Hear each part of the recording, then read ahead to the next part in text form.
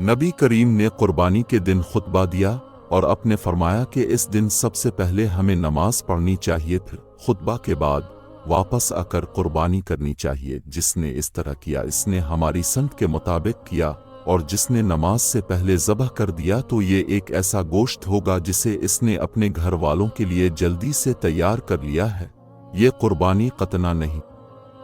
اس پر میرے ماموں ابو بردہ بن نیار نے کھڑے ہو کر کہا کہ اے رسول اللہ، میں نے تو نماز کے پڑھنے سے پہلے ہی ذبح کر دیا، البتہ میرے پاس 1 سال کی ایک پٹھا ہے جو دانت نکلی بکری سے بھی زیادہ بہتر ہے۔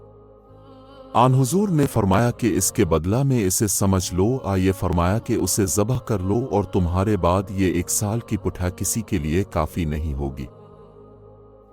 نبی کریم نے فرمایا ان دنوں کے عمل سے زیادہ کسی دن کے عمل میں فضیلت نہیں۔ لوگوں نے پوچھا اور جہاد میں بھی نہیں؟ اپنے فرمایا کہ ہاں، جہاد میں بھی نہیں، سوا اس شخص کے جو اپنی جان و مال خطرہ میں ڈال کر نکلا اور واپس آیا تو ساتھ کچھ بھی نہ لایا، سب کچھ اللہ کی راہ میں قربان کر دیا۔